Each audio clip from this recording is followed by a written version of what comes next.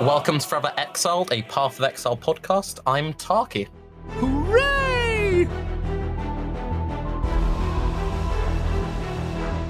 It's a little awkward. Thanks for taking over, Tarke. I am Justin, aka Tags. And I'm Tyler, Wrecker of Days.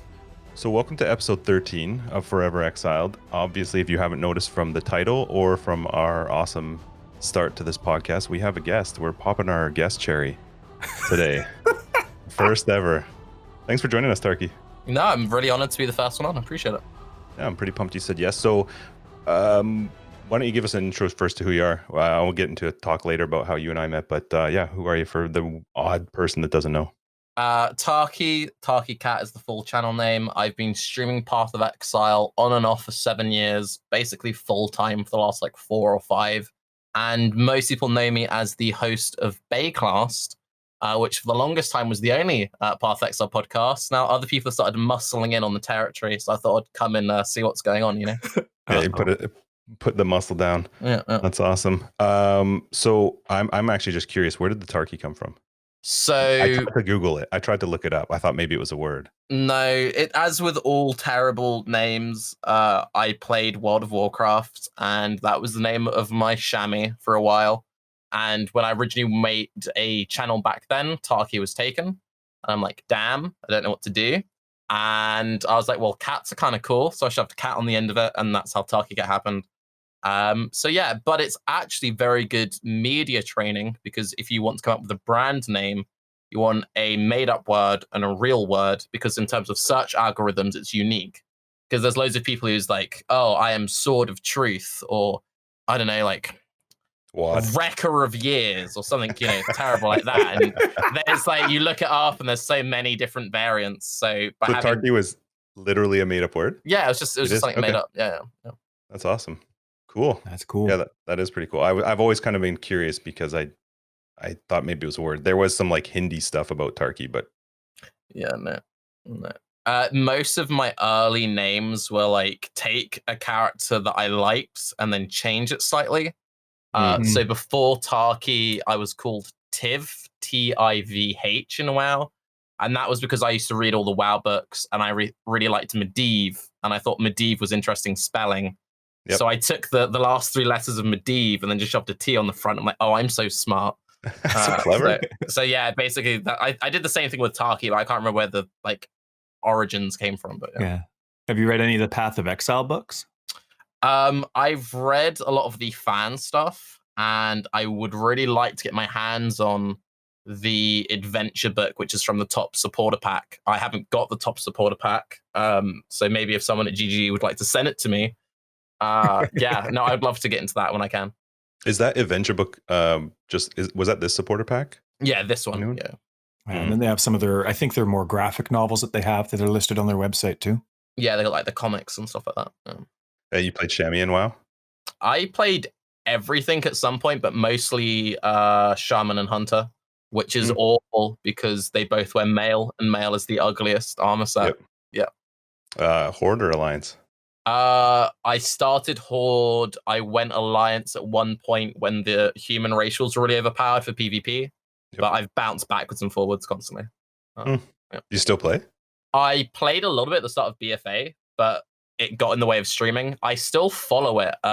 There's a WoW YouTuber and streamer called Preach. I don't know if you've heard of him or anyone knows him. But yeah, I go to all the PreachCon meetups. I used to go to, I haven't actually been to the last one. I might maybe go for this one, but yeah. He has his own meetups? Yeah, he does it in Manchester. So he gets everyone going there. Then people like Bellula, Avatar and Taliesin go out there quite regularly and stuff. What's the guy's name that he's like a bodybuilder that streams WoW a lot? There's a couple. There's a bunch of super ripped method dudes. Do you mean Bashira? Yeah, I saw him in Disneyland. We were walking through Disneyland, and at the time I had played WoW, and he walked past. So how'd you get into POE?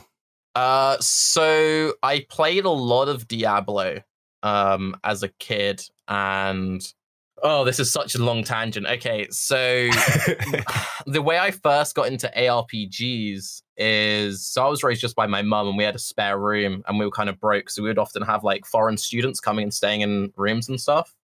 And we had a Korean student called Kim who was playing Diablo, and he was pretty cool, and I was really young. I would just watch him play Diablo, and I'm like, this looks insane. But I didn't have a computer or anything, because I was maybe like 6 or something, or 7, I don't know. I was probably 15, but we'll say I was 6 anyway. So I was 22, and I was watching Kim play this thing.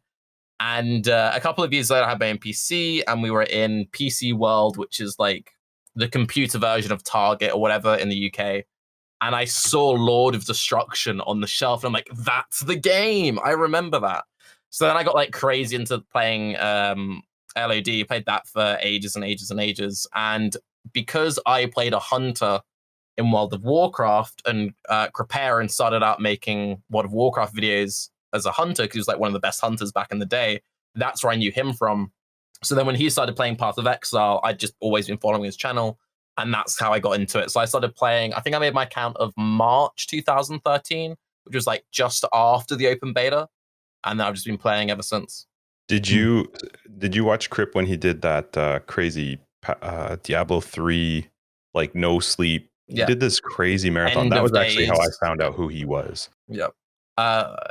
For anyone who hasn't seen it, he's got, I think it's 3 videos on his YouTube channel leading up to the end of days. That's what he described it, when like they all went super no life. But he talks, it's one of my favorite videos. He's going through everything he's prepared in his room for this marathon, and he's got like peanuts, salted, non-salted food, like fruit everywhere.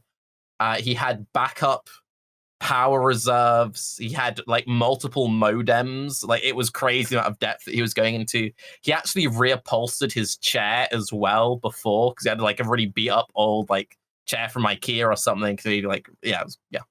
So that wasn't the start of Crip then?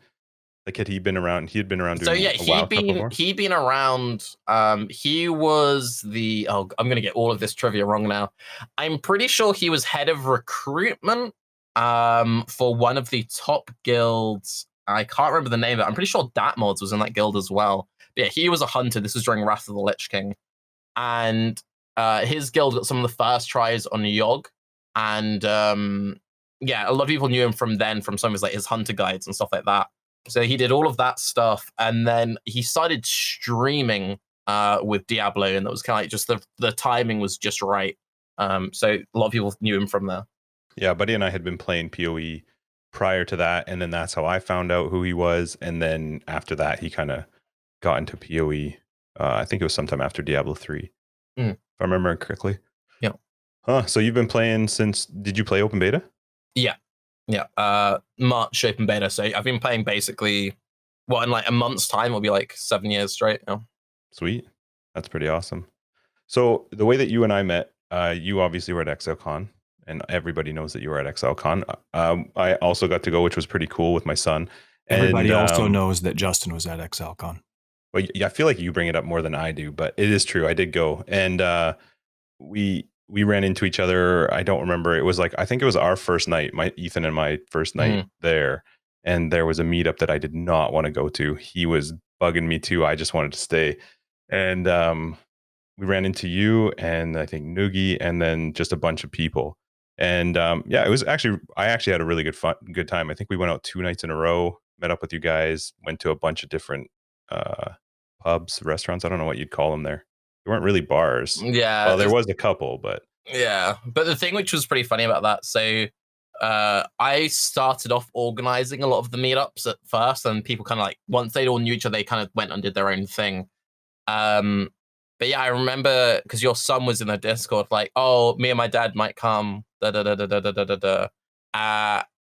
I remember seeing the two of you looking kind of tired, and you're like, oh yeah, we'd landed this morning or something. I was really surprised you actually made it out that night. It was like 5, we had arrived at 5 a.m., spent the whole day just chilling in New Zealand, got back to our place that we had rented, and then he's like, I see him on his phone, and I'm thinking, you know, like, what's going on? And then he says, oh, there's a meetup, and I'm like, no.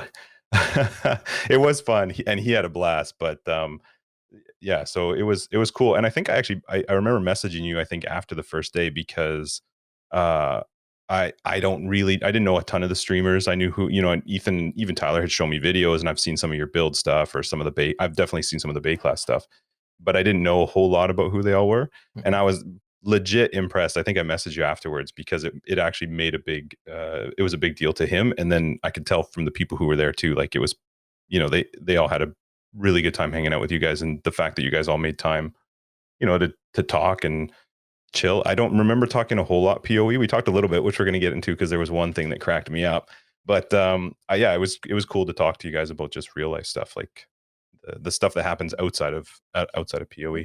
But do you have any sort of highlights from ExileCon? I mean, you were busy. I would say you were probably one of the busiest streamers with regards to being involved in stuff. I was the busiest. So there were like two things which kind of made my time really hectic. So I'm pretty sure me and Ziggy were booked out for more things than anything else. So when it came to like the schedule, we had a lot of things on. I actually had like 3 more interviews like booked in that I was like, I will die if I do all of these things. So I was kind of like, hey, maybe this person would be really good to do this instead or whatever. But yeah, it was one of those things where I didn't, because GGG paid for my flights to go out there, and I didn't know like how tired I was going to be or how jet lagged and all this other stuff. I was like, I just want to stay really central to where the convention's at. I don't want to travel too much. And also, I thought it'd be really important to do the meetup stuff because I feel like if someone's going to fly you out to be like a draw for the community or whatever, then you should like hang out with the community. So I think I took that slightly too seriously in retrospect because I was doing meetups every single night leading up to it. And I did feel slightly diseased for a couple of weeks when I got back. But no, it was a really cool time. And as for highlights, I think the things which really stood out was I was kind of worried though from Bayclast, and I'm a lot better than I used to be. I can get a bit whiny, I can get a bit complainy, and that's feedback I do get quite often. I was really worried though when it came to like some of the GGG devs, they'd be like, "Oh, it's that guy who always complains that what we do is trash," right? I was genuinely like really worried, like, "Oh, how are they going to react to like me being there?" And I was really blown away by the amount of like programmers. A lot of programmers watch Bayclast, but they're like, "Oh, I watch your stuff all the time." So the devs are really cool. I think there was only like one person who was like, "Oh, it's Tarke."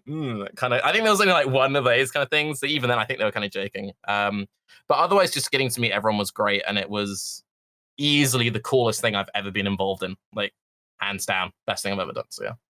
I think you told me didn't one of the people that work for GGG come up to you and you love the fact that they kind of blew off Crip? I think I remember you telling me something about that. Yeah, so they snubbed Crip. Okay, so Crip is the reason why I got into PoE, but Crip is also the reason I got into streaming. So like meeting Crip has always been like a bit of an idol thing for me. And that was also one of the really cool things is I did the opening ceremony alongside Crip and Ziggy D. I've worked with Ziggy D a lot in the past. Me and Ziggy are really good friends. And that was just cool. Like, oh my God, I'll be doing something with Ziggy. But then it was like, when it's like meeting your idol kind of thing, that was like insane. So the whole like getting to meet Crip thing was pretty crazy. But yeah, so there was a VIP dinner thing the night before the convention. And Crip had just arrived. And Crip, Ziggy, and me, we knew nothing. We had nothing prepared. And we had to like just basically spitball for about an hour and keep people insane. So we were kind of like, uh-oh, what are we going to talk about? So we made a point of going away to the side for a bit to talk amongst ourselves. And Natalie, if you're listening to this, you're amazing. But yeah, Natalie, who works at GGG in the support, she came up for like, oh, can I get like a handshake? Can I say hello sort of thing? And Rania, who's Crip's partner, she's amazing. She was really good that people were coming to try and like take a picture with Crip or take a picture with Ziggy. And she was like, no, they're busy. Yes, now. And she was like fielding them like this and that. That's awesome. So whenever there was like a break in our conversation, like, okay, now come do the thing. And if we were in the tent, she'd like give them a minute. And at this point, Crip had like 4 or 5 people like wanting a picture with Crip. So when Natalie came up, one, it was kind of funny because Randy's kind of like no to a GGG dev. So that was already like just kind of amusing. But then like Crip went to put his hand out and she's like, oh no, I want to say hello to Tarke. And I was like, yes. That was good. That was really good. That's awesome. I think Chris might have just like put her up for it. Like, hey, this will make him happy. Just like pretend that you like this dude. But no, that was cool. Yeah. No. Did you, did that ever you know how they've been releasing the videos for ExileCon and stuff? Did your guys' intro ever, was it part of any of them? Because what you guys did for us being there live, your guys' chat didn't actually kick in until like maybe half an hour before the live event started. Yeah, there were a bunch of weird tech issues with our thing. So, and that was what made the fact that we did this like hour of just like open mic stuff, just straight up improv, even crazier. Is we all had like noise canceling headphones. We could kind of hear, but not really, and then we could hear the feed of each other. But our feed didn't work properly, so we couldn't really hear each other. So for the first bit, like we couldn't hear each other. We didn't know that we were being played, and then because of the setup of like where they had the streamer thing where they were recording, that wasn't in the auditorium where all the announcement stuff was. So if we ever said anything which got like a reaction, we didn't hear about it. And that was really difficult for Rise and Ziggy when they were casting the race, because they were casting this race and they're like, oh, that joke didn't land. Meanwhile, everyone's like pissing themselves at how good it was. Yeah. But yeah, no, our full thing is on YouTube for like the day one. It's like front and center. Oh, is it? Yeah. Cool. But they've started posting like every week. They've been posting like specific talks.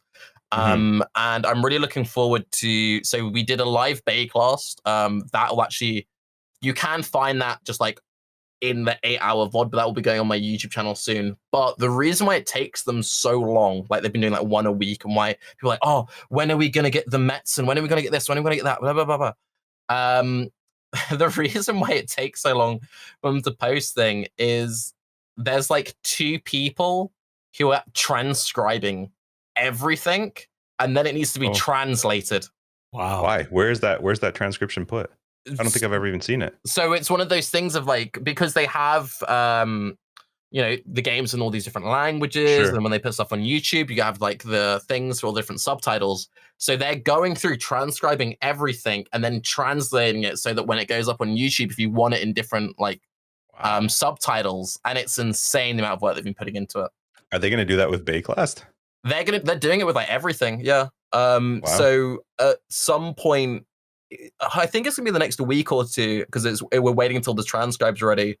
The live Baycast we did, and when we sent the footage, then I'll like time a release, and then I'll like post it alongside them making an announcement kind of thing. And the stuff that you were involved in interview-wise, do you get access to that footage to put onto your YouTube? I've been told that I can have access to all of that stuff. I've been mostly just interested in the Baycast stuff. I do want to get my hands on the Front Seat Gamer, so that's a podcast hosted by GGG devs. That was for me the most fun thing I've done. I really, really enjoyed that. And the thing which is so cool about it, and you'll probably get it a bit with this as well. So Story Nick, that's just what I call him because there's a few Nicks at G, but Story Nick, he's like the host of that. And it was Story Nick, Blake, Savon, me. But because he hosts and because I host Baycast, we'd kind of be like battling to host. And like we'd be like double asking questions to the other two, and it's just like it was a really fun chemistry. And I'm actually trying to organize another like full collab with like the full Baycast crew, the full Front Seat Gamer. So it'd be like 7 of us or something. Oh my god! Yeah, should be fun. Is that coming out then at some point? At some point, yeah. That's cool. So the one thing that, with regards to ExileCon, that still makes me laugh now is I think it was the first night that we hung out with you. I don't remember, we were at some restaurant or whatever. We're sitting in a booth and we were just chatting about the expectation for ExileCon announcements and some of the changes. I don't even know if it was specifically about what we thought might happen in ExileCon. It was just things that we thought might happen in the game or future things that might come up. And as we were talking, you said, Chris said something about Chris mentioning, I think you said Chris mentioning it to Ziggy and Ziggy mentioning it to you about removing sockets from gear. And I remember when you said it, and I feel like I probably was like, that is one of the dumbest things I've ever heard of. I don't see that could ever happen. And we chatted about it for a while because we were talking about the fact that you'd lose out on currency and how do you deal with this kind of, how does it work? And then literally I think it was the first day where that came up, right? Yeah, it was literally during that first announcement. And I remember sitting up there and with Ethan, and both of us like, he knew. Well, I didn't know. Right. So this is I felt really bad about this. So blame Ziggy, because I knew nothing. And I'd met up with Ziggy, Rise, Amy, Azuzara, Noogie. I don't know if I said Noogie twice, but anyway, I met up with a bunch of people a few days before, and we were all meant to be going to this waterfall, but it ended up being that me and Ziggy stayed behind, and just the four of them went off. And we were just talking. I'm like, dude, what are we going to talk about? We've got like an hour. And we were both just freaking out. Like, what are we going to talk about? We got this hour to fill. I'm like, do you know anything, Ziggy? Come on, like you must know something. He's like, dude, honestly, I don't know anything. I'm like, you must know something. He's like, I really don't know anything, Tarke. And the thing is like, I feel like Chris tests me sometimes because he'll tell me things and I don't know if he's trolling.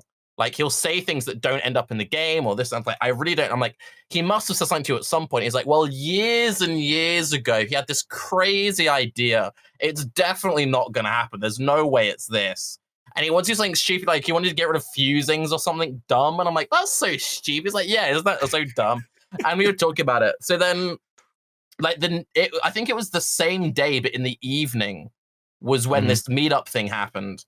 And everyone's like, yo, Tarke, do you know? I'm like, I don't know. It's like, you must know something. I'm like, I don't know. It's like, well, I heard this one thing that's so dumb and definitely not going to happen. It's definitely not this. And then they announced, I'm like, shit, did I leak this? Did I leak? Oh, God. Oh, that's awesome. So there were like 15 people or whatever who kind of got like leaks, which I didn't leak anything. That cracked me up. Yeah. That's awesome. That's sweet. Well, it was fun. I think you did really well at ExileCon. It was cool watching you there. And I know just from talking to you that first night, listening to your schedule of what you were doing while you were there. Oh, and then we actually ran into you at the airport.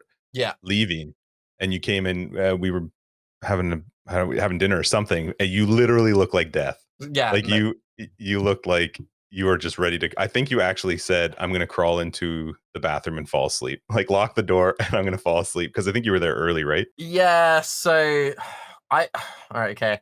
I've been in New Zealand for 2 weeks. I've got Crohn's disease, boring autoimmune disease, blah, blah, blah, blah, blah. Every 8 weeks I have these infusions, and I always get like a bit fatigued before each one. I shuffled all my dates around. So like it was a few days after I got back, I went straight to the hospital for this infusion. And the infusion knocks out my immune system. So like my body was like a bit rough, and that was also I didn't want to do too much traveling.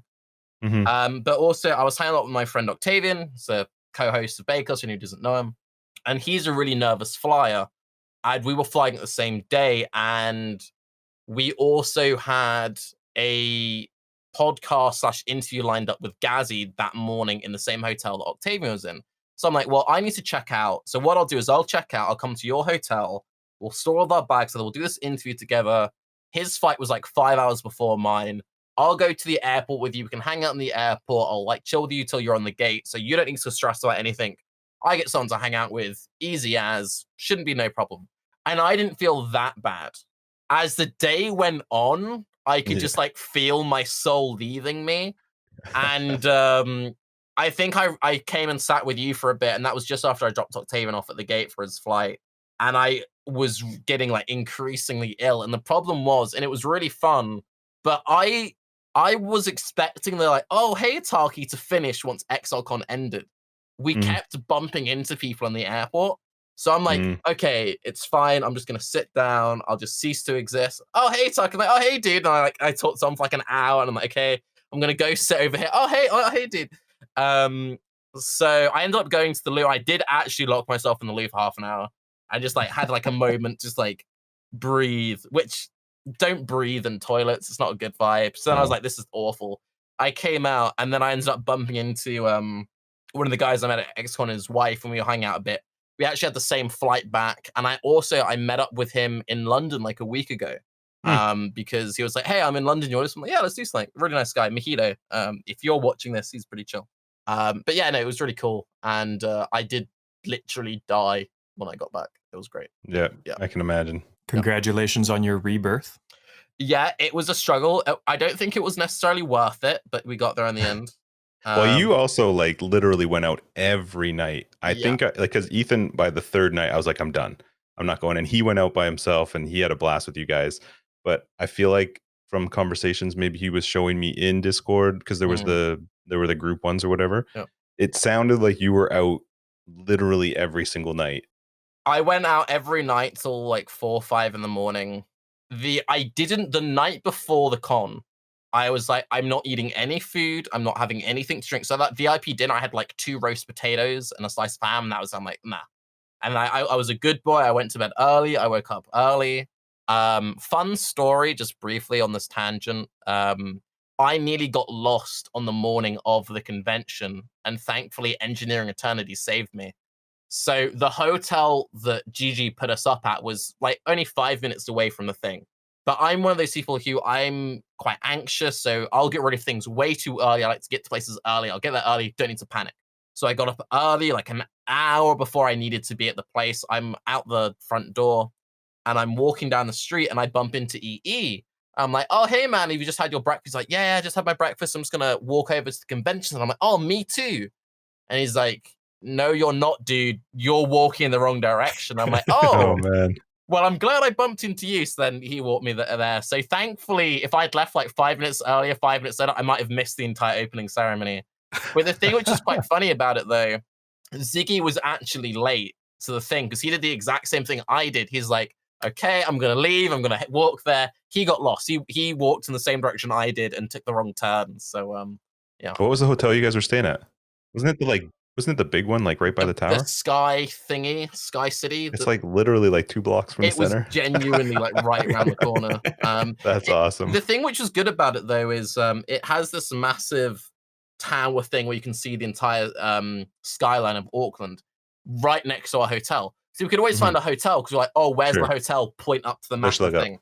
Did you go up it? Yeah, we did go up it. The problem was Pretty the convention center didn't have a massive tower next to it. No, it didn't. So I was like, oh, where's the convention center? Look up. Well, there's not a thing. So yeah. That's awesome. It was definitely the coolest thing I've ever done. And it's something I would do in a heartbeat again. So I'm hoping that when the next ExileCon eventually does happen, they're like, hey, Tarke, you did such an awful job the first time. You're definitely never doing that again. But no, I would hope they'd be like, hey, Tarke, you did such an amazing job. Please do more. Oh, I think you actually did really well. Yeah, I hope so. Yeah. I haven't watched too much of we've been covering some of the videos that they did, but I haven't seen any of your guys' stuff. I don't know if they've released it or if they're going to release it or what. Because you guys did interviews with people, right? Yeah. So most of our interviews can be found just in the full days. Like they upload a full 8-hour days, so you can find it in there. Their priority for like the standalone videos is the stuff that didn't make it on that. So I could be wrong, but I believe what their plan is that once they eventually get all the individual stuff which wasn't streamed out, they might then do the stream stuff. But I wouldn't be surprised if the workload's so big they're just like, and if you want it, check out the full VOD, you know. It's just I feel like it's also just content that they can just pull for the next like year. Yeah, easily. It's the reason POE 2 is coming out in 2021, just so they can get all the videos out first. It's already ready. So have you been, you're kind of a celebrity in POE land. Was this, well, it kind of is. I know it might be weird to, but was this the first time when you went to ExileCon, was that the first time it kind of happened off screen, or where you live, are you kind of recognized for what you do with Bayclast and your broadcasting? So I've been recognized a few times before, but they're generally at conventions and like meetups and stuff. So the first time I ever got like recognized by a viewer was at PreachCon. It was the first ever PreachCon, and I was really tired, as I often am in most of these stories. It was like 6 a.m. The event was starting at 7 or 8. I was staying in like a travel lodge, which is like a trashy kind of chain. They're all right anyway. And there was a McDonald's opposite where the convention center was. I'm like, I'm just gonna go get a breakfast. I'm tired, whatever. I get my breakfast. I sit down, and there are these 2 dudes just eyeballing me from across the thing. And one of them must work out. Yeah, one of them's got like this like really punk vibe about him. Like he's got this mohawk, he's got this biker jacket on, and he just like was proper eyeballing. I'm like, why is this guy having a go at me, dude? I cannot be bothered with this. And they shouted something at me, and I didn't hear it. Because I was still wake up. I just told them to fuck off, and I walked away. So then it was like, that was really weird. And in my defense, I'd gotten some shit from some random dudes the night before, so I was kind of on the like, Manchester, people are having a pop at me. Okay, this is what's going on. Fine, this is what's going on. All right. So then I head over to this hotel where this event's happening, And I realized these two dudes are there, and I'm like, oh, maybe they were like, are you here for the WoW thing? And I just didn't hear them. And I'm like, oh, this is awkward. So there was a bit where we had to line up something, and then I had one of them talk about Path of Exile. I'm like, oh shit. And I'm just like, hey, dude, like POE is like, yeah. I said, hey, Tarke, told me to fuck off. I'm like, yeah, no, my bad. And then I explained like what had happened, and he's actually a really close friend of mine now, and I've met up with him a lot of times since then. So that was the first time I ever recognized. But yeah, it's happened a few times at like meetups like that, and then at TwitchCon, but not too much outside of that. I've been recognized once by, this was just like out and about in London. It was a mum and her son in a park, and the mum was like, I don't know, late 40s, early 50s, and the kid was maybe like 14 or 15 or something. And she came up to me like, oh, you do YouTube, right? And I'm like, oh, that's sweet. Like the son's too The Sun embarrassed. Center. Sure. And no, she watched my stuff. The kid had no idea who I was. That's awesome. Yeah, but I should expect that because like my analytics, I know that you can't trust analytics. People lie about their age or whatever on YouTube. I have more viewers over the age of 50 than I do under the age of 18 on YouTube and stuff. Well, cool. Yeah, go on, sorry. I was just going to say with POE in general, I feel like the age is probably a little bit higher anyway. POE rates pretty high in terms of age, and then also in terms of like the kind of content I produce. Like I don't edit my videos, I ramble way too much. So you've got to have a certain level of attention span to sit through it. I don't think I like do enough flashy explosions for the cool kids. Like the Fortnite crowd missed me. Like I would not work as a Fortnite streamer. Yeah. That's awesome. So in your Bayclast, I watch your Bayclast and some of your broadcasts as well, and I think you do a very good job. You're very good at controlling everybody in your Bayclast, and you're very professional. You. In your broadcast, just your personal Twitch, you're a lot more open about what you do, where you're going. Like your previous one, you said, hey, you know, I'm going to be doing this a little bit later. I'm going to go out with some of my buds now. And you're a lot more open about your personal life. For those that only watch Bayclast and don't see your broadcast, what kind of things do you enjoy doing outside of POE land? You like cats, or at least one? Just briefly before I answer that, it's actually one thing which is quite funny is that there are people who only watch my YouTube content and they really dislike stream me because like, yo, this guy's too relaxed. This is awful. They like the more like presented version. But anyway, so outside of streaming, I volunteer at an animal shelter once a week. That's something I really enjoy. And I work only with cats, but we do also have dogs at the shelter. I also, just for the record, I think dogs are really cool as well. People always ask like, oh, do you hate dogs? No, dogs are nice. My best friend has a dog, and whenever we meet up, it's just the two of us walking his dog in the park. But yeah, I do a lot of walking. I'm like really into walking. I try and walk most nights if I can. But yeah, I don't know, music, way too much into clothes, which like I really can't afford. Yeah, I don't know, walking, music, clothes, talking internet on the rubbish. Talking internet on the rubbish. That's the one. Yeah. When we met up, and I've heard you talk about it before, and I think I saw it on one of your info things, you talked about the whole fashion thing, and I remember us actually chatting about it because you kind of grew up in it, and it was a big thing that your mom had done. Is that still like is that just a for fun thing? Is that something that you might look into long term, or is that what is it about fashion that gets you? So yeah, I guess I probably should have mentioned that. So my mum owned a clothes store in a very trendy part of London, and she was like single mum. She had it for a couple of years. She had to give her eventually because she couldn't manage the store and me. But I basically grew up in the basement of the clothes store, just surrounded by stock. And my grandparents worked with reupholstering furniture, so there was always just like loads of like random fabric and stuff around. I was like helping with stuff on that side, so I kind of like just grew up around it. So it was something that I was always like kind of aware of, but I didn't really care about it until I was like maybe 16, 17. And then I like really got an eye for it. It was weird. It was kind of like when I was trying to date hot indie girls, it turns out being into how you approach, you know, and looking with clothes, it turns out that helps a little bit. So maybe that was the reason I got back into it. But anyway, so yeah, it's just something that I got really into. And then ever since then, it's like I just like care way too much about. But I would actually really enjoy being a personal shopper. I think that'd be a lot of fun. And I did actually get to do a little bit of personal shopping for Ziggy and Noogie when I was in New Zealand, which was really funny. Sweet.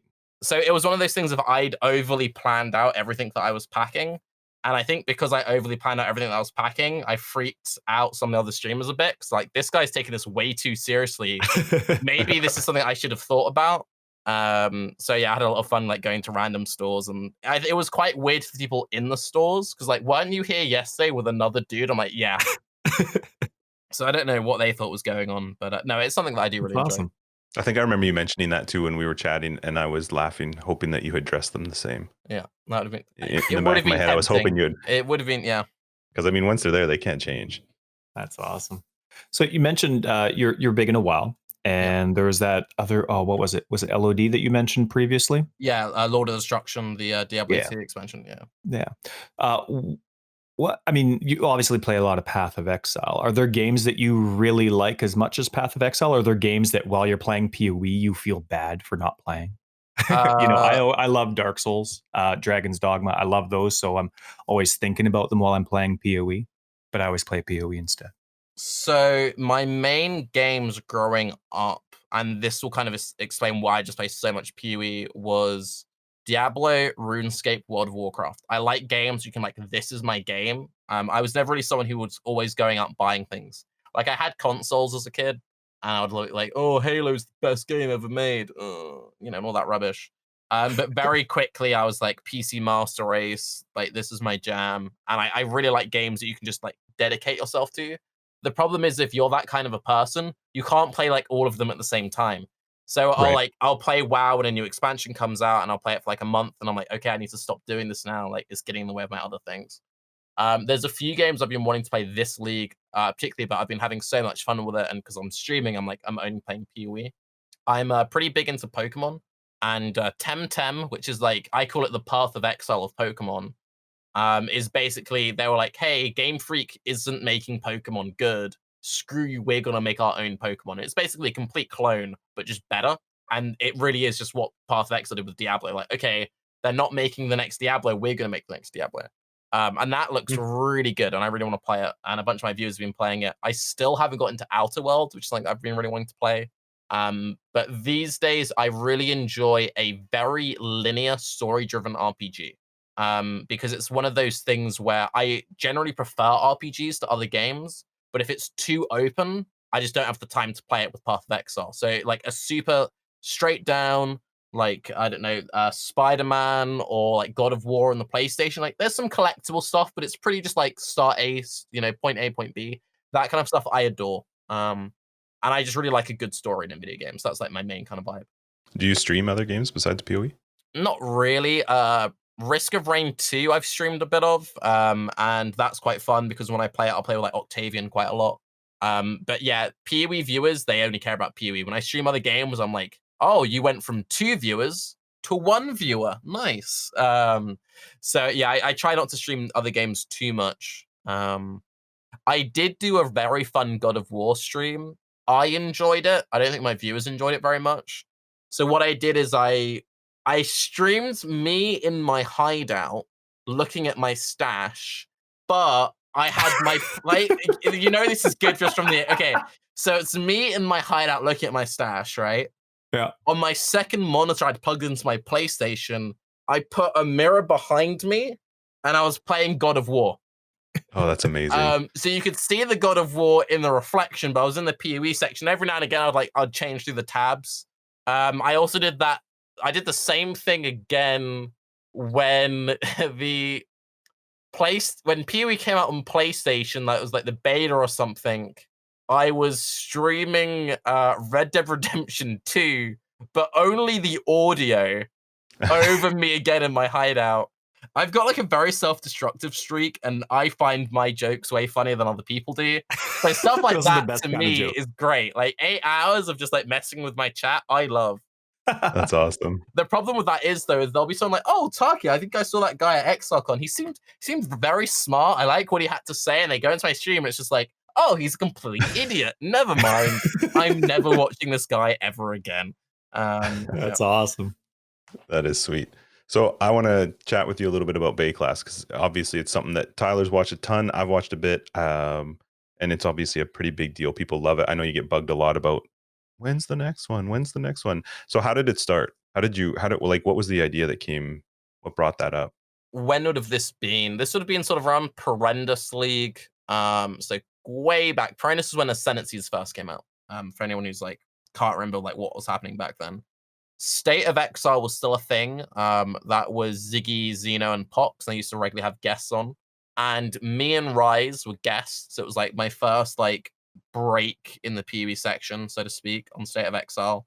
And I was really surprised that me and Rise agreed on a lot of points. That was our first real interaction together. I'd watched his stream before in the past. We'd never like spoken. I'm like, oh, that's really cool. And the issue that I had with a lot of content back then is that a lot of content was way too formal. And even though State of Exile was a great podcast and I loved it, it was again too professional.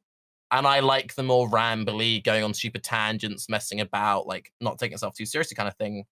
And I was good friends with It's Yoji, and I was talking to him a lot. And I'm like, oh, I really wish there was something like that, but just like more laid back. And he's like, dude, same. I really like doing podcasts. All the podcasts, they're just a bit too formal for my liking. So we talked about making our own podcast, and we actually did record an episode of our own podcast, just the two of us, just like talking rubbish. And it had a stupid idea. So the idea was it would be like breakfast with Tarke and Yoji. And we both got a meal, green screened ourselves. And the idea was that in post, I would then like green screen us at a kitchen table. So it'd be us just talking over breakfast. And we had a really lame joke where I had a jug of orange juice on my cam. He had a glass on his cam. And I would like pour him a glass of orange. It was like really bad sleight of hand. Like doing it. It was awful. But like I found it hilarious anyway. So we recorded this thing. And this was at this happened around about mid-Prophecy, and Prophecy was a terrible league. I hated that league. Anyway, and there was a big meetup, PoE meetup happening in Berlin, like right afterwards. And I was like, okay, cool. I'll get around to editing this. It will come out in a couple of weeks. So we're in Berlin. I got really ill in Berlin. I ended up taking a massive break from streaming, and I never actually posted that thing that we recorded.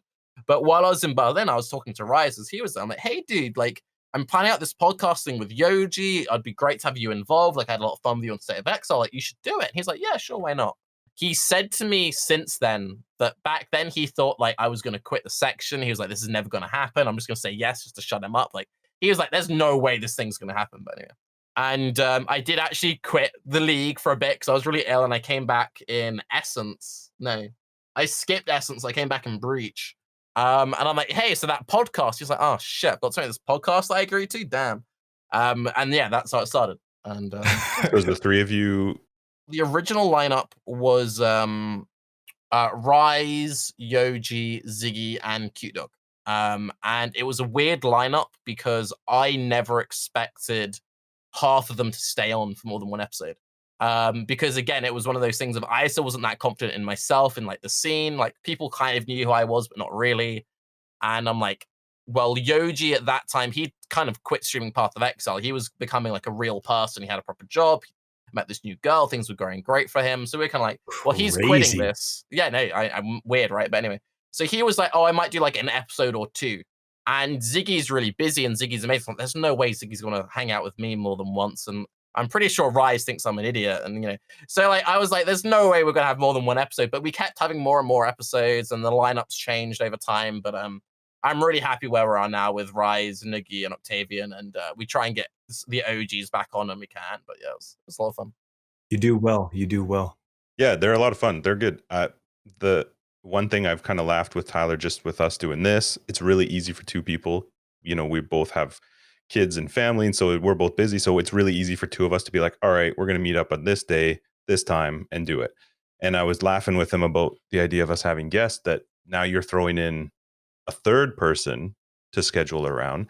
And as you and I were chatting on Discord and trying to figure out, you know, a time that would work, in my head, I was thinking, Jesus, how the hell does he do Bay class? Like, how would you organize? Like, you guys all, I mean, I remember talking to you when we were at ExileCon just about your streaming schedules and the amount of time you guys put into what you do. I have no clue how you actually manage to put together, because it's 5 people essentially, sometimes more. Yeah. So we have a core lineup of 4, then we regularly bring guests on. So we had like right after Exile, we had a 7-person episode, I think. because we had Azuzara, Rise QT, Niggy, Octavian, Ziggy, Amy, me. Yeah, 7. So the reason I get asked a lot, like, hey, when's the next episode? We're meant to have an episode every 2 weeks. We have it every 2 weeks for a bit, then it gets really loose and sloppy. So at the moment, the reason we haven't had an episode for like 3 weeks or something, Niggy went on a skiing holiday, and in his defense, he mentioned it. He was like, "Oh, I'm going skiing at one point," but like no one put it in a calendar. It was like, I'm like, at some point he's going away. So I'm like, "Hey, are we good for an episode this Saturday?" He's like, "No, I don't exist. Like, I could do Sunday." I'm like, "Okay, yeah, Sunday works." And I was like, "Oh yeah, no, I'm going away from like the 4th to the 12th, and then the 16th to the 24th," and I'm like. Right, okay, yeah, sure. So I'll work that out. And I'm like, it's fine. I'll get a guest in. That'll be easy. I'll get a guest. I'll just sub one person out. And I want to do an episode with Carve all about the Atlas, because Carve is a genius and he knows how the Atlas works. I'm like, hey, Carve, I really want to do an Atlas Bay class. He's like, yeah, I'd love to do an Atlas Bay class. We should wait until next league though, because we want to see what changes. And I've already put my feedback out, so we should wait a bit. And I'm like, okay, yeah, we can wait a bit. And I'm like, shit, fuck. So I'm like, okay, we'll organize something else. And I had the front seat gamer thing that I've been trying to organize. I'm like, oh, see if maybe we could get them in. It'd be a bit easier to organize. We don't have our full life. I'm like, yeah, we definitely want to do it. So we'll do it in like a few weeks. I'm like, yeah, a few weeks. Damn, yeah, if we can do a couple of weeks, that won't be any problem. And then I'm talking to Chris about the next league, because we do like dev episodes for the next league and stuff. And he's like, yeah, so do that in a couple of weeks. So basically, I've gone from having no episodes to maybe like 4 episodes in one weekend. So I don't. Yeah, you're gonna have a really busy week. Yeah, it's gonna be a very busy Saturday, because I nearly always do them on Saturdays. So I don't know how I'm gonna work that out, but that's awesome. Wow, good for you. Are you all different time zones, like your regular hosts? Yeah, so I'm in the UK. Then Rise is in Poland, which I believe is 2 hours ahead of me. Nuggy's in Denmark, which is the same as Poland. And then Octavian is in Boston, so he's way behind us. And then when we get Ziggy on, he's like way in the future. So it's always one of those things of someone's waking up at the wrong time. Someone hasn't had enough sleep. Robots in the future. They're like long too. Yeah, we talk way too much. We do like 2-3 hour episodes. It's terrible. That's perfect. You got to, when you get together, you got to make it work. Yeah. Do you have kind of more on the path of Exile now? Is there like a favorite league that you just keep thinking about or referring to, and or maybe like the worst league? Like, are there any 2 that specifically stand out on either side of the spectrum? Worst league, Prophecy. I hated Prophecy. It particularly stands out to me because I got like super burnt out and I took like a break from streaming, and I'd gotten like really good build up in Horrendous. I'm like, hey, I'm back, because I streamed in beta. I'm like, I finished my degree. I'm back, guys. I've got some viewers. I'm gone. Bye-bye. So yeah, no, Prophecy really stands out as the worst. And then as for the best, I kind of want to say Metamorph. Metamorph has had really crazy retention. It's doing very well. Before Metamorph, I would have said something like Bestiary. Not because I necessarily liked it as a mechanic, but I really liked the potential it had. I feel like this is that just 2.0. Before that, I would have said like Beyond or something. Yeah, I agree with you on Metamorph. It is a really good league. It's nice to finally have something that stands out this much. I've never played a league this long. It's great. No, for a very long time. So that's cool. So there was something I was looking through. I don't know how big you are into your Patreon, but I was looking at your pledge levels. Right. Yeah. I purposely let you keep this into the topic. Sorry, ask you the question. Go on. All right, I'm going to ask the question first, and then you throw out what you want to throw out. But one of the pledge levels, they're literally the only reason I bring it up is because it makes me laugh at Tyler.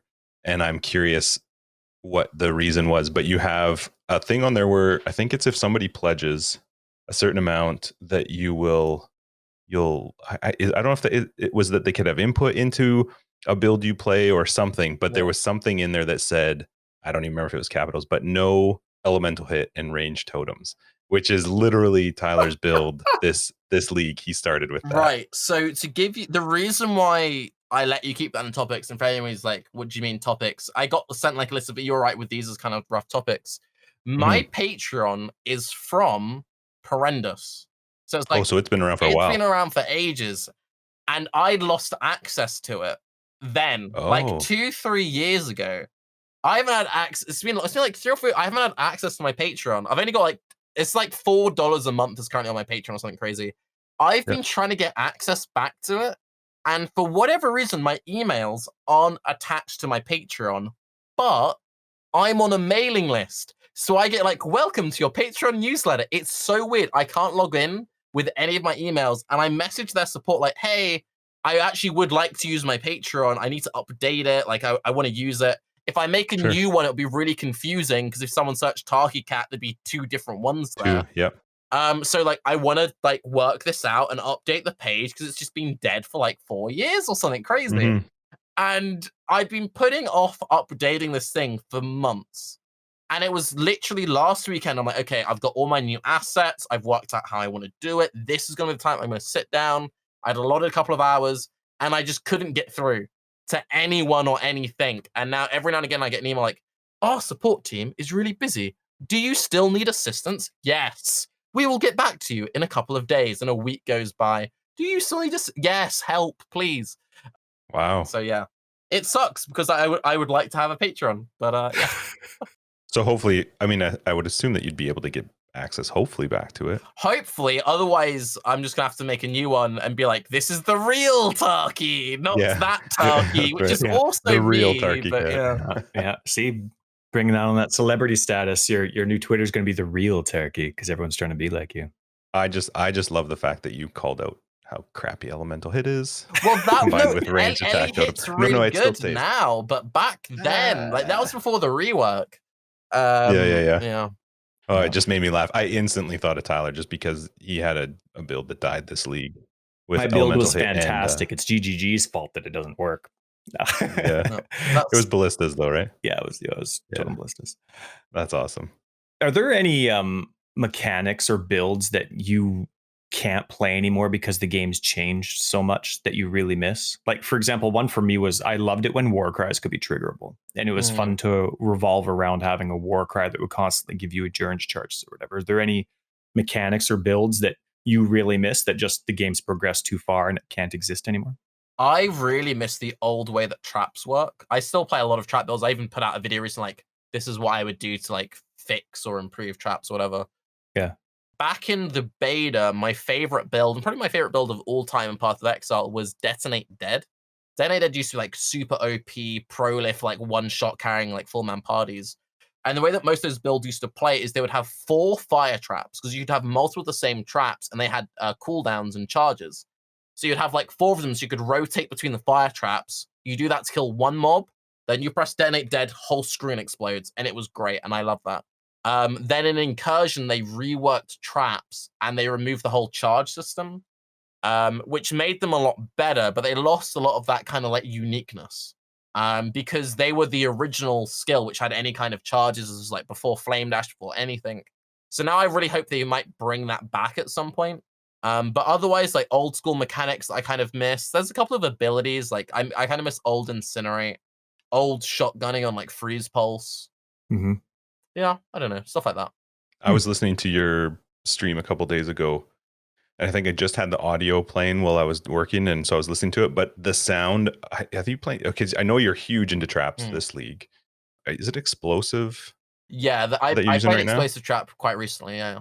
The sound was incredible. Like, so I was hearing you play, and I'm obviously listening to stuff. But there's something about the sound of traps throwing in that game that it just sounds so good. It really, like the sound that they use for the sound of traps being thrown out.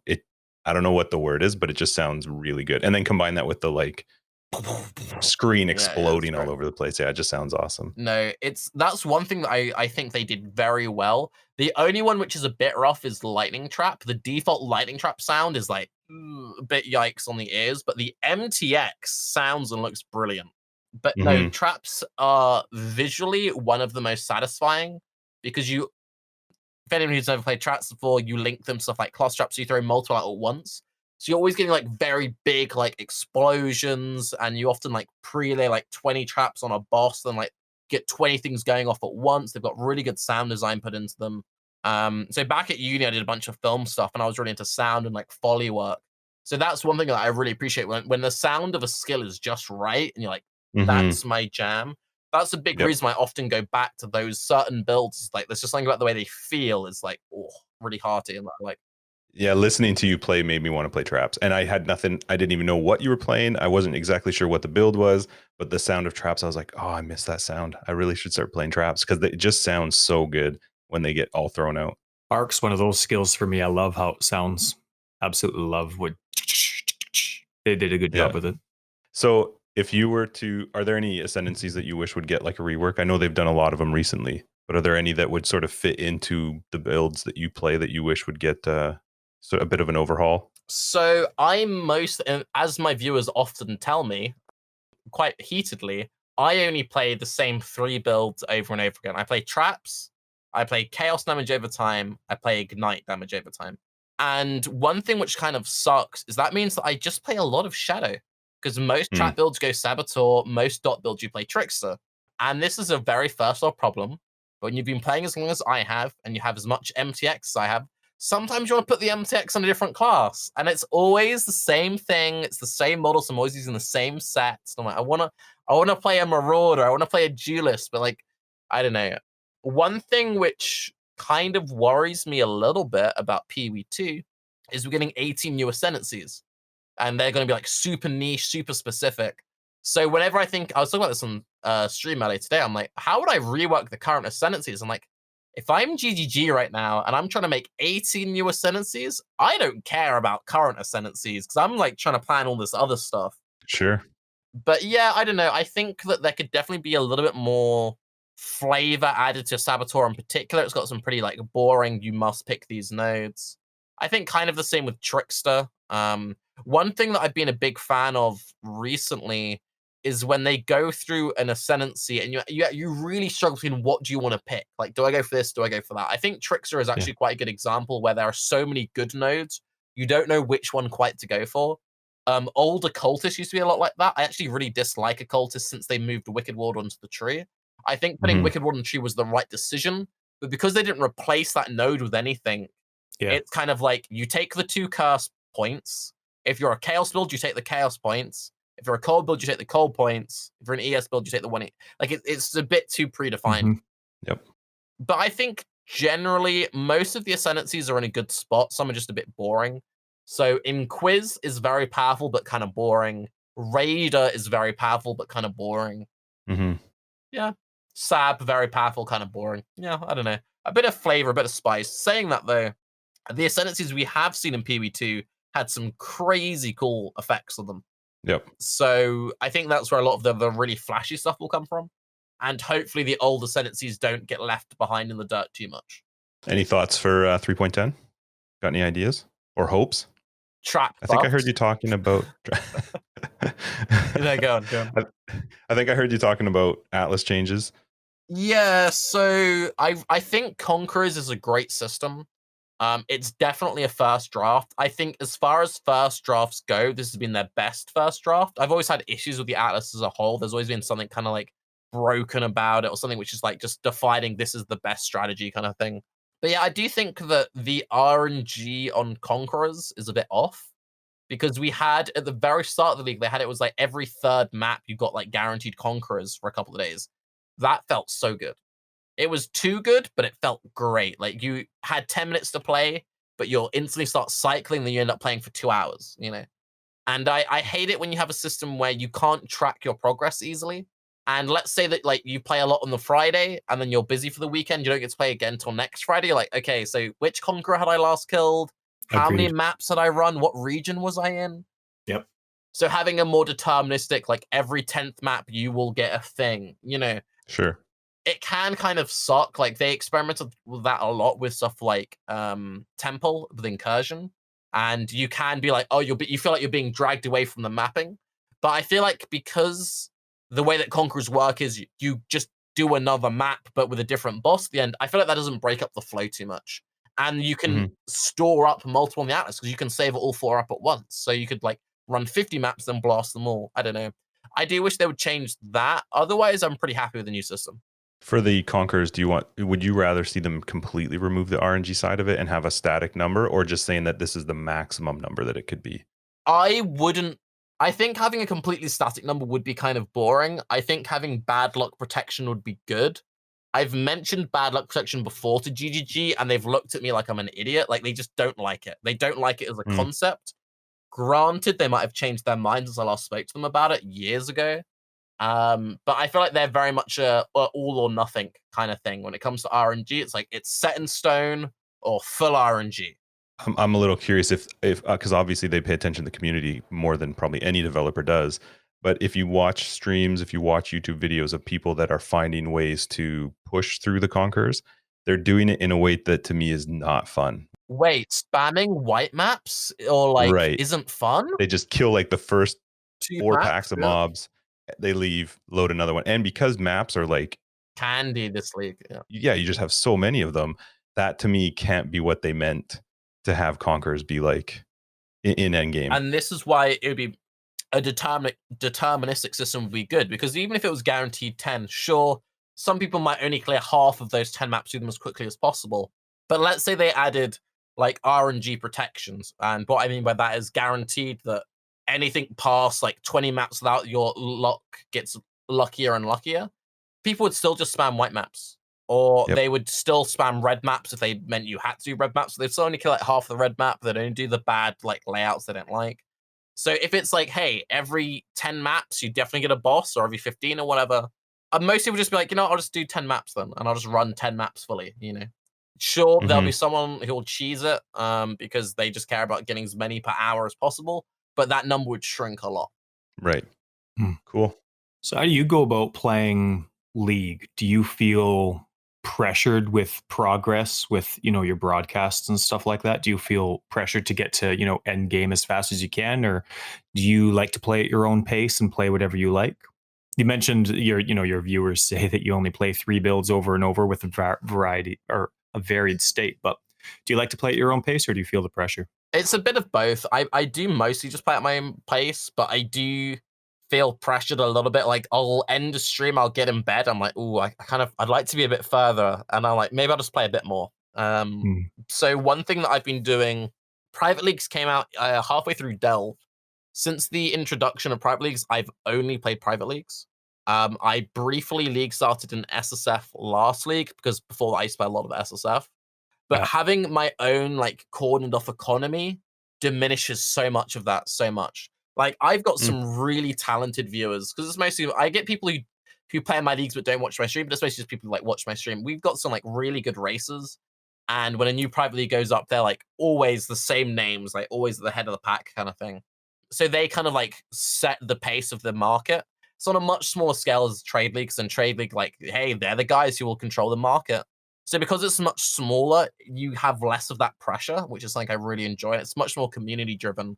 So it's also one of those great things where most of the builds people are playing. So if you're playing in like a really good, I don't know, a really good cold damage wand drops, you're like, hey, I know Tags is playing this build. I'll save that for him. So you can log on the next day and so I was like, hey, Tarke, I got these 3 jewels that are really good for you. Like, oh, I actually got this really good shield for your build. And that aspect of it makes it so much more enjoyable. That's really cool. I really love it. Private leagues are definitely the future. It kind of sucks in a way that private leagues are getting more popular now. Like this league especially, it's like every other week some new dude's got a private league. Hey guys, I'm just on Reddit. My name's Smelly Cabbage, and it's the Smelly Cabbage League, and not to be confused with Rotten Tomato League. Like, everyone's got a private league now, and I swear, every day I stream, it's like, hey, Tarke, are you joining X person's new private league? And I'm like, no, I'm doing my own thing. Thank you very much. Go away. What's the cap on private leagues? Like, what's the number? The maximum is 2,000. 2,000 people? 2,000 people. So the private leagues, I'm currently doing a hardcore private league. Usually what I do is, so they can only last for 2 months, which is a bit annoying. So I'll league start private, and then I'll do like another one like halfway through. So for this league, we did softcore to start for like the first month and a half, and now we've been doing hardcore for the last couple of weeks, and this will run till the end of the league. My hardcore has 800 and something people in it currently. Wow. On average, my leagues have like 600-ish, and out of that, like, it's not always 600 regulars, Sure. It'll be like 100, 200 people who are super committed at the start. Then it kind of trickles down to like a core, like 100 or so. The softcore private league is still running, that I at least started this one. And there's still like a dedicated 20 people who are just still in that one, even though most of us moved over to hardcore now. And I'll get whispers like, "Hey, you still have this item in the softcore. Do you mind?" I'm like, "Yeah, dude, you can have it. No worries." Do you have like you mentioned that you normally do your private leagues for 2 months and that's the maximum? They don't let you do the 2.5 or 3 months to get close to the next league? Yeah. Is that right? Yeah. Do you ever have any shorter? I think a month is like the shortest. Sometimes I think at one point we did like a 2-week one, and that was just a case of it was towards the end of a league, and people were like, "Hey, do you mind just doing like a quick reset?" I'm like, "Yeah, sure, we'll do a quick reset." But it's one of those things where you need to crowdfund them. It's awkward organizing. I like to also advertise. Like, I like to give people notice. So I'll be like, "Hey, next Friday," I like to make sure there's at least a week so people know that this is when it's going to start and this time. So just kind of on a whim, like, "Oh, we're going to do one for 3 days." It's like, well, what's the point? Yeah, yeah. You know? Yeah. Do you guys do crazy settings? Is there anything weird to them? The first one I ever did was white items only. And that's where like you can't drop blues, you have to craft your own gear. That was really fun. I really enjoyed that actually.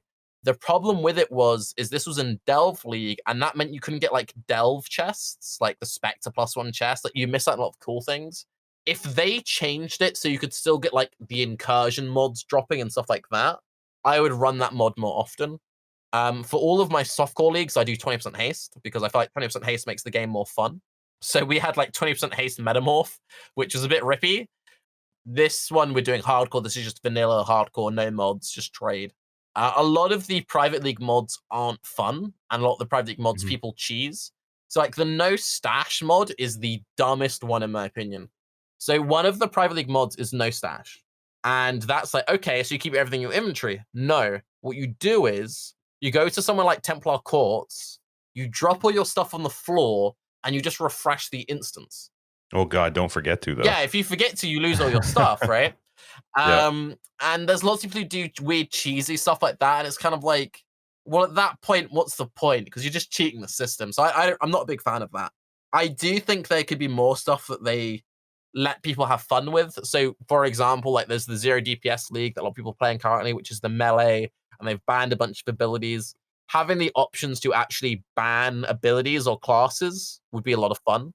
Because you can't, right? It's just an honor system. Yeah, it's just a complete honor system. Some people have made like bots that will like scour and be like, "This person's a cheater. Oh, bad boy." But yeah, generally it's just a pure honor system. Each league, since you're primarily private, do you have personal goals for yourself? Like, is it just your goal to clear the atlas and get all the objectives, or do you have certain items in mind? How do you feel like you've completely completed each league? So what I tend to, and this is also a reason why I play a lot of the same builds over and over again, is my main goals league by league isn't really anything to do with anything to do with the league. It's more so like, oh, what is the best Corsica build I could make this league? So because I'm not in a trading environment, I can't go like super min-max with all the crazy items, like, or having the perfect delve crafted bow. What I can min-max is like, well, what's the best like interaction of certain uniques? What's the best defense? Like, what's the best tree? And I like doing like weird setups like that. So for example, I'm on my 4th trapper. I've died twice in this hardcore league, but I've made 4 different trap builds with like different trees. So I did the first one was like Might of Madden Acrobatics. Then I did one which was like crazy life regen stacking. And now currently I'm doing like a hybrid one. And that's the main thing that I find fun is being like, what is the most budget friendly, tankiest version of a build I can make, which can still actually clear the content. And when I've tried like 3 or 4 different things, I'm like, okay, this is how I would recommend this to people. That's when I'm like, I'm done. So then I'll like be like, I've completed traps for like a league or 2. And then I'll just play like chaos builds. So I play a lot of like Essence Ring Contagion or Corsica. And then I'll just do that. And I'll try all different ways I can play that. And I'm like, okay, I'm done. I'll go play Ignite. And then I kind of like cycle through. Every now and again, a cool new ability comes out. And I'm like, oh, I want to try and mess around with brands when brands came out or whatever. But that's kind of why I tend to stick in certain like lanes. Yeah. Yeah. Do you have a preference, hardcore versus softcore? So I only played hardcore from beta until best. Was that because of Crip? It wasn't so much because of Crip. Like There was like a big everyone thing. back then only played hardcore. Like everyone only played hardcore. And it's like playing softcore, like noob. Why would you play softcore? Now it's the other way around. Now if you play hardcore, people are like, why would you play hardcore? It's such a waste of time. Like you're elitist, blah Sure. blah blah. But anyway, I only played hardcore until I want to say I think it was Beshri, which is when SSF first came out. Then I moved to softcore SSF. I played softcore SSF until private leagues, and then with private leagues, I just did softcore private leagues. The main thing I liked about hardcore wasn't so much the losing of your characters. I really liked the hardcore economy. I like the fact that your items really have weight, and Sure. that's the same thing that I liked about going to SSF, same thing I liked going to private league, because you've got limited access to items. When something drops, you're like, yes, this thing dropped. And I'm mostly interested in the making builds. I don't really care. Like mapping is okay. Like if you've got a really fun build, mapping's fun. But I'm more interested in like the making the cool builds. So if you're in Mhm. something like SSF and it's like this unique you would never normally build around, be like, well, I got this unique, I guess I'll make a build with it. That's what I find really fun about it. So this hardcore private league is the first time I played hardcore in like 2 years, and I'm really liking it. Like I'm really loving it, and I'm thinking that I might go back to just hardcore for a while. As a result, though, my like progress in this private league's been kind of scuffed. Like we're 2 weeks in now, I think, and I'm like barely in red maps. I think I'm only up to like tier 13s or something. And I'm only on like 12 watchstones or something trash because like my first character got it to like 90, then it died. I'm like, oh, go again. And then the next character died at like 90 again. And then I like played really slowly getting into like maps again. And I'm like, oh, I want to try a different setup. And you know, when you're playing in hardcore, you have to do everything so much more carefully and so much slower. When I'm playing in my softcore private leagues, I'm like 50 rips while leveling because you're just like, who cares? Just run. Who doesn't matter about resist, this, that, and the other. Whereas now it's like I've got to actually play the game, and it's quite fun actually having to play the game again. You know, I really enjoy it. Do you like leveling? I do like leveling, but and there's a big but. I'm one of those people who likes to level as the build, and that means that sometimes you have a friend. yeah, but sometimes you have a really bad time. Like sometimes you have a really, and you're like, why am I doing this? Those ones I don't enjoy leveling. Those ones I'm like, dude, I just want to, you know, like at Act 8, this will work. I hope this works. And sometimes you just ditch it like halfway through. That's so much harder if you're doing it hardcore as well. Yeah, God. but like the sense of satisfaction when it works, like the moment when it clicks, you're like, yes. That second that all those gems power, you know, it just, yeah, I hear you. Yeah. At like 66. Shut it. When you buy all your stuff and No, you're some set. of the most painful rips I've had, like when I used to only play hardcore back in the day, is like when you spent ages struggling for a build, and then like just as you equip your final bit of gear, and just as I died. Oh. Yeah. Were your 2 deaths in this current league to dumb stuff, or were they legit? The first one was dumb. I kind of have a rule that if you're playing hardcore, you shouldn't be playing at like 2, 3 in the morning because you're tired and you do dumb things. Smart. Mhm. So I was playing a lightning. I was using lightning coil, mind over matter, acro phase acro trapper. It was actually like really beefy. It had crazy regen. So like 9k EHP, had like loads of mitigation, and it was going through everything. I was breezing through the content. I was in the top 20 or something. I think I was like 14th out of my league. And I'm like, oh, I'm cutting edge. I'm right at the front. And I just finished streaming. I'm like, you know that video I recorded earlier on stream? I think I could record a better build guide because I like to do little build updates on my characters. And I'm like, well, before I record it, let's just like mess around and see if I can like, you know, get any upgrades. So at least I can progress it that way. And someone had gotten a new lightning coil drop. And I'm like, oh, I'll buy that. I'll throw my fuse into it. And maybe I'll get a 6-link. So I bought it and I threw on my fuse and I got a 6-link. Oh, dude, I got a 6-link. I equipped a 6-link, recolor all my gear. I'm like, this video is going to be so good. I've just got a 6-link. My character's amazing. So I'm running the stuff. I'm like, dude, my build is so tanky. It does so much damage. My screen clear is amazing. I had a Conqueror. I'm like, this would be great. I can do the Conqueror. I can show how good my single target is. The last Conqueror I did on stream, I like instantly global those drops. I pre-loaded my traps. It just died. Like it didn't even move. It was just dead. I'm like, my build does so much damage. It's so good. It's so good. It's so much damage. You can tell this is going to be a really good video. And I got the cold lady, the bird lady with the ice. Yeah. Mm-hmm. I'm like, my build does so much damage, guys. I got the thing. And because I was recording, because it's like 2 in the morning, I messed up my opener. So I was meant to throw out like 20 lightning traps, then throw all my flamethrower traps, all my lightning spire traps, and then a bear trap. I wasn't paying attention. I threw all my lightning spire traps, and then I just kept throwing bear traps. Bear traps don't do any damage. They just debuff the target. So my opener, instead of being like mass super burst cooldowns, was like 5 lightning traps, 15 bear traps, something stupid. And then I was like dodging, and I had my freeze roll flask on an enduring mana flask. So I'm dodging, I'm spamming my mana flask, I'm keep throwing traps. My mana flask finishes. She does her aerial volley. I got crit froze on the first volley. I press my logout macro. My logout macro doesn't log out, and my character just dies. And then I log out. No. And I'm just like, what made it even better, because I was recording this off stream, and because I was in the top, my death got announced Everybody in global. And they're like, Tarke, what did you do? And then I had to go live and like show them the failed video. And in the video, I'm like, my build is so good. And they're all laughing their heads off.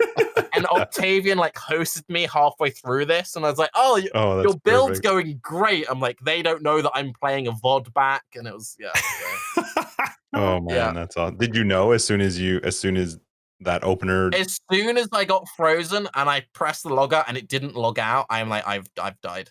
I knew. I was like, there's no way.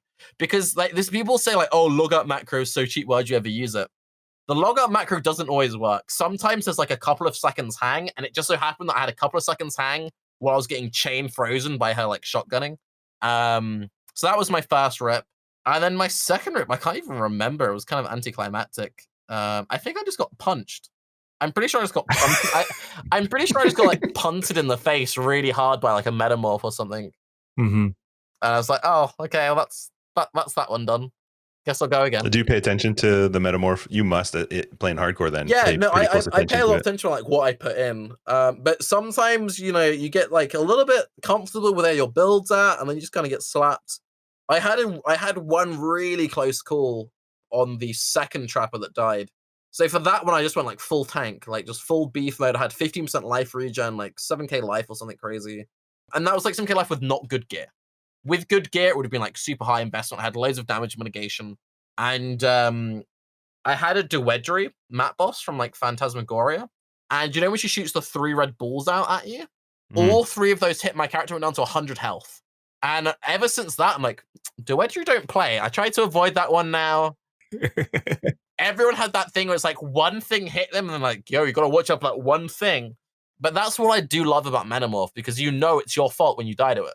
Because you're like, I put that in there. I shouldn't have put that in there. That was bad. Yeah, we were just chatting about that in the last episode. That's one of my favorite parts about Metamorph is if I die, it's on you. I got nobody else to blame.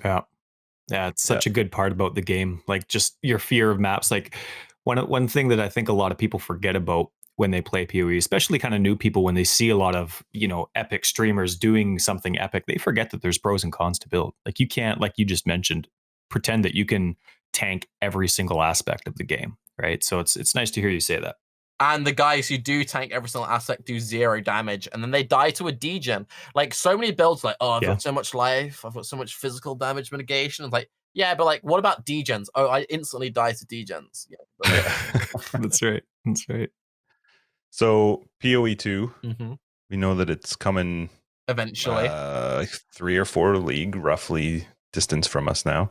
Do you have any sort of big thing about PoE? I mean, I know you got to play it No, you played it at Chris's place. I think you told me you didn't get to play it at ExileCon, but you did play it at his place. Yeah, so because I had like so many panels and stuff that I was doing, I didn't get any chance to play it out on the actual like demo floor, but I did get invited into the studio. And I was playing on Chris's machine in his office in the studio, which was really surreal. That's cool. Mm-hmm. I think Chris was quite happy about it because it was the day or two after ExileCon, he was exhausted. And it's like, it was me and Octavian were in the studio. Because we were in his office, we were kind of like a don't interrupt me kind of like safety bubble. It's like, oh, we can't interrupt him. He's hanging out with streamers. And after us, he had like Havoc in, and I think he was like, oh, this is great. I can just keep bringing streamers in. And then no one talks to me. This is like the perfect body shield. So, but anyway, so yeah, I got to play it. And the thing which was really cool about it is because I was just playing on his machine. And we were in the office for like 5 hours or something crazy. There was no time on it. So I was like zooming in on every rock. I was listening to music. There were a couple of bosses that weren't in the demo version that I got to see, which was pretty cool. It plays so good. It's Yeah, it so really does. amazing. It's genuinely so good. So is there anything about PoE 2, whether it was from the announcements or the time that you played, that you're most excited about? Is there anything that really, I mean, it's so big. There's such a, a huge amount of change and new things coming, but is there anything that really steps out? The main thing for me that just kind of steps out is Path of Exile has always been one of the best games I've ever played. GG's always been one of the best studios ever. Agreed. And there's always been that thing where people have had the excuse of like, oh, but it doesn't look nice. And then the graphics got better, and like, oh, but it's too complicated, or it's too this, or it's too that.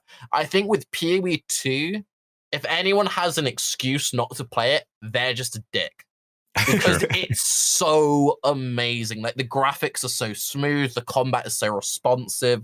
It's like when you're a witch and you shoot a fireball, you like flick out of your wand. It's like full-blown Harry Potter, and it's not just the same animation. Like, she alternates wrist flicks and all this crazy stuff.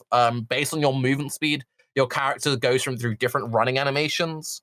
Everything just moves and sounds, and it's kind of like, it feels like we're not playing anymore. Like, this is a real big deal, and you cannot ignore Path of Exile. Like, it's too good now. And that's the main thing I'm excited for, just like the waves it's going to make in the scene.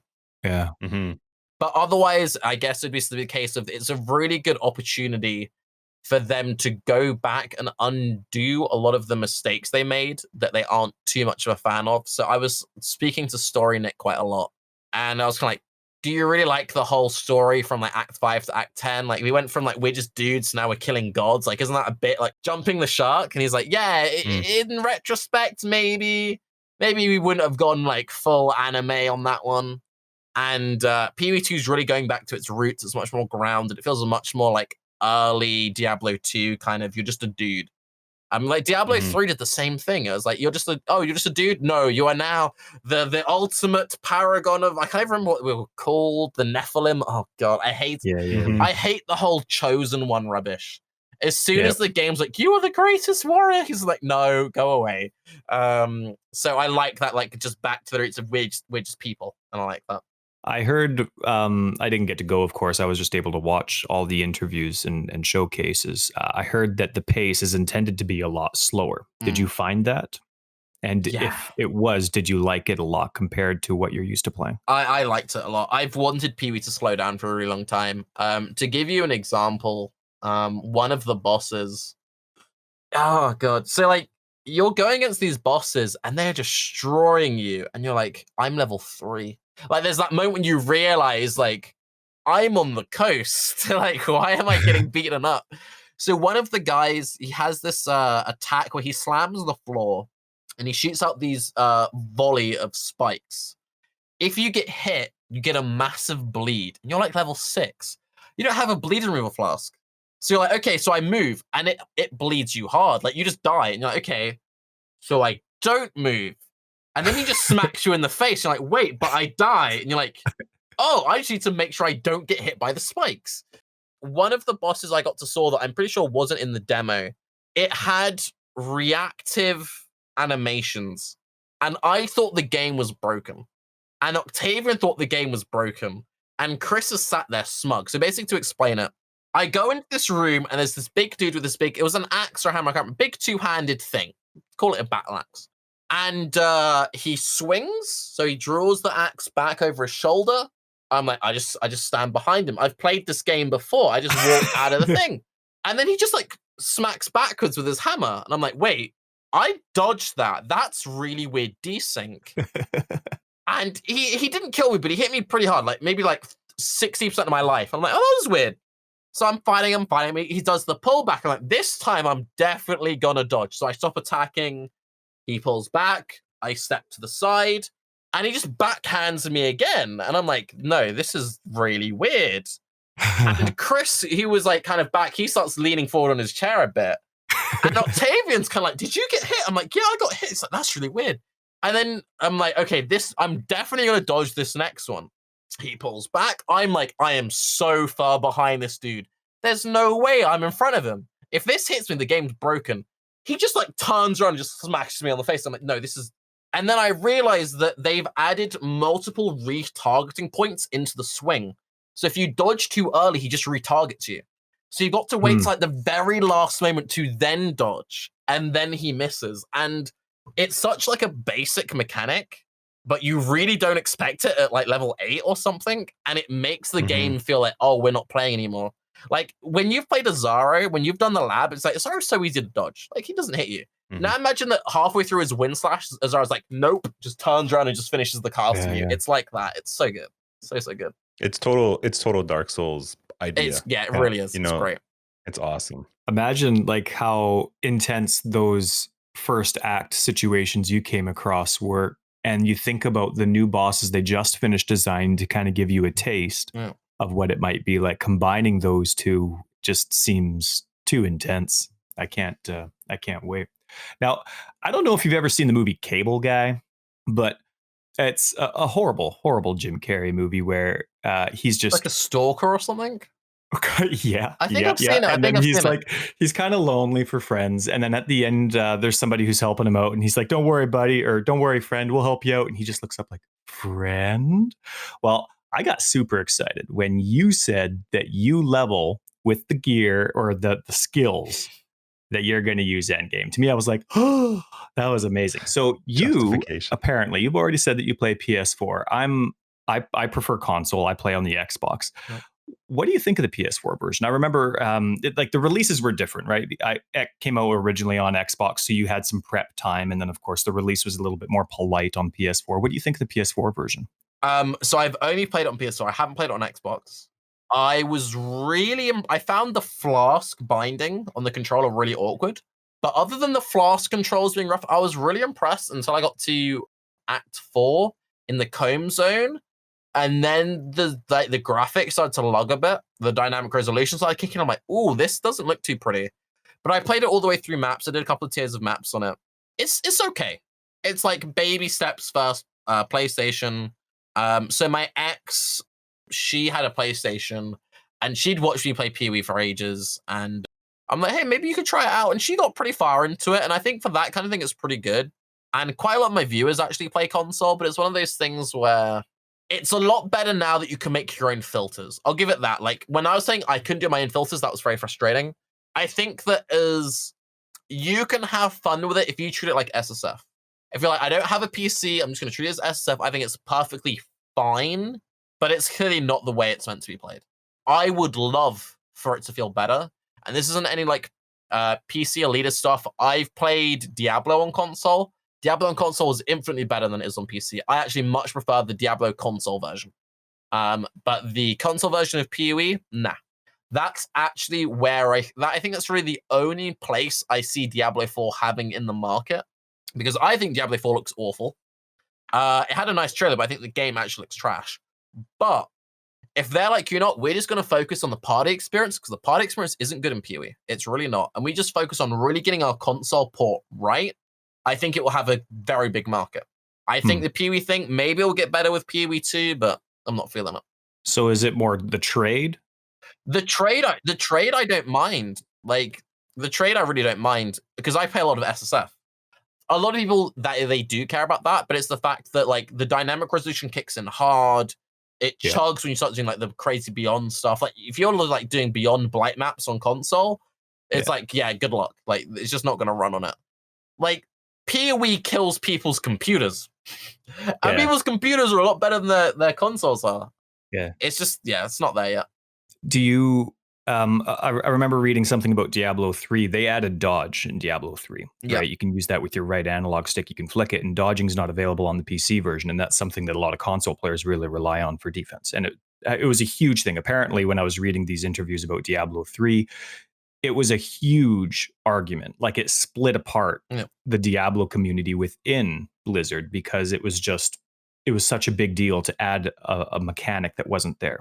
Apparently, I remember one of your Bay class, I forget which co-creator it was, but they mentioned that trade on PC isn't the way that they wished it was. It was implemented, but they kind of wish, maybe in a more specific manner, but that it was like that trade on PC was like it is in the China realm, and which is also the same way that it is on console.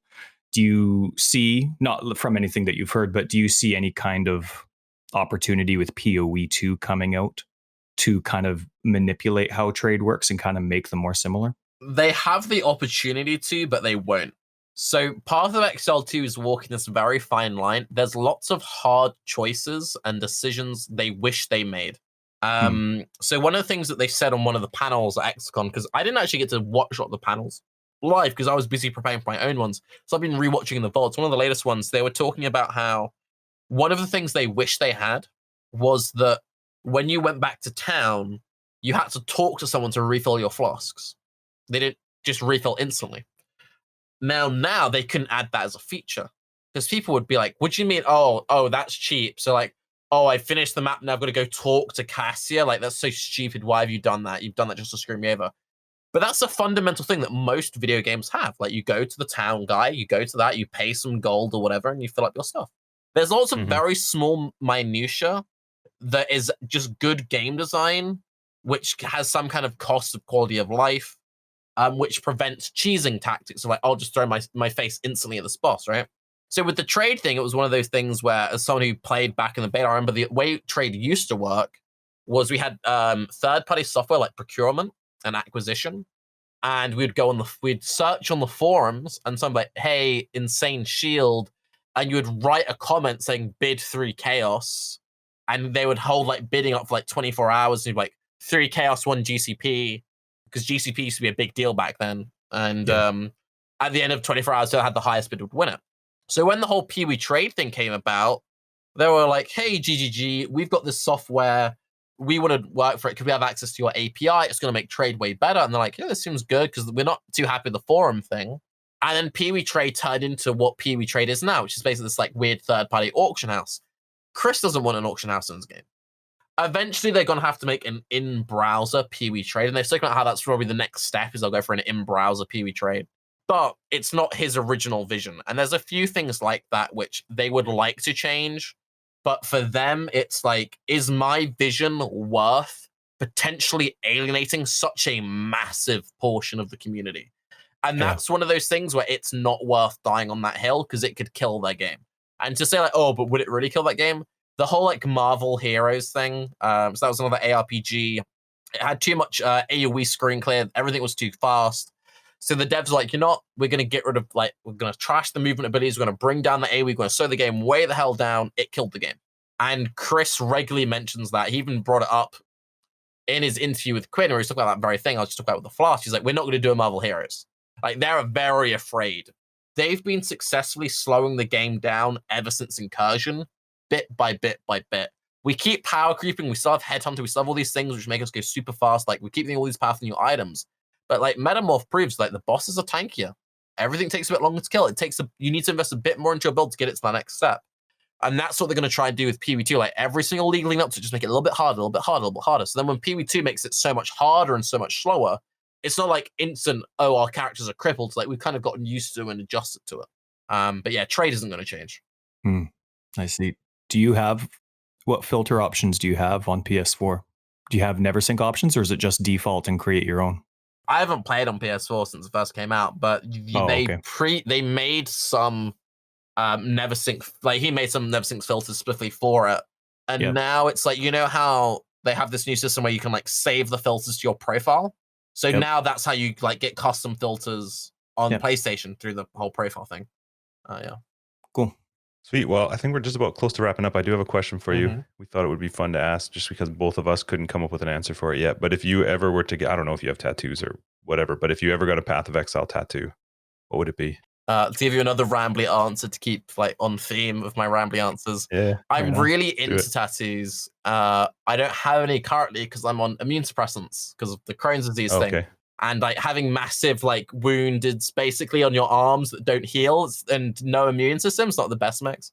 Not a good idea. Not the best. So I've planned out a bunch of things I would like to get. I want to get both of my elbows, and I want to get from my knee to my ankle on both legs. So like not much in the grand scheme of things, but like I'm really into symmetry, I'm really into placement. But anyway, I actually had this conversation with Chris in the office I can't remember how it even came up, but he was like, oh, like, I don't know why he asked. I think he asked, like, oh, do you have any tattoos? And I said what I just said then. He's like, oh, would you ever get a POE tattoo? And I'm like, to be honest, I'm not a big fan. This is just me personally. People can do what they want. I'm not a big fan of being like, oh, I play Zelda, so I have the Triforce. You know, I don't like super like video game tattoos. So I said that if I ever got something which was POE related, I wouldn't get a POE tattoo. I would get like a Polynesian or like a Maori tattoo. And I'd go down that route. And I was saying to him, like, that's what I do. I'd feel kind of weird as a white guy with like a Polynesian tattoo. And he's like, oh, no, I think that's fine. So if I ever eventually do get it and I'm in a situation where I have to explain, I'm like, no, Chris gave me the pass. It's okay. But yeah, I would go down that route personally. Cool. That's awesome. That's a better answer than ours. Mm-hmm. We still don't know. We're taking the answer too seriously. Thanks so much for making some time and hanging out with us today. It was really cool chatting with you. Thanks for having me on. I really appreciate it. So again, I am Tags, aka Justin. This is Forever Exiled, the Path of Exile podcast. I'm Tyler, Wrecker of Days, or Wrecker of Years, I should say. Or WAD. And our guest today? I'm Tarke Cat. Follow me on Twitter. Yeah, we'll link all of your stuff down below in the show notes as well. So Twitter, Twitch. Oh, only Twitter. The reason why I say that is when I talk to normal people, like, oh, you like really famous? I'm like, no. And they're like, oh, how many follows do you have? And I haven't got enough on Twitter. So if you follow me on Twitter, I look more important to people who don't know what video games are. So yeah, follow me on Twitter. All right, so follow him on Twitter. Link down below. Thanks, guys. Thanks. Bye.